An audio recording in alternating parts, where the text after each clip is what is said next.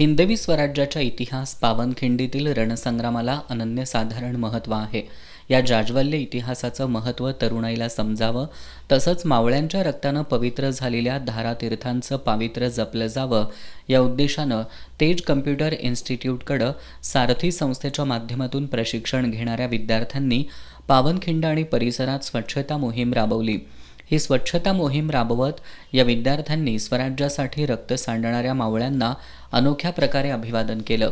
या विद्यार्थ्यांनी ऐतिहासिक धारातीर्थांच्या ठिकाणी येणाऱ्या लोकांना स्वच्छतेचा संदेश दिला.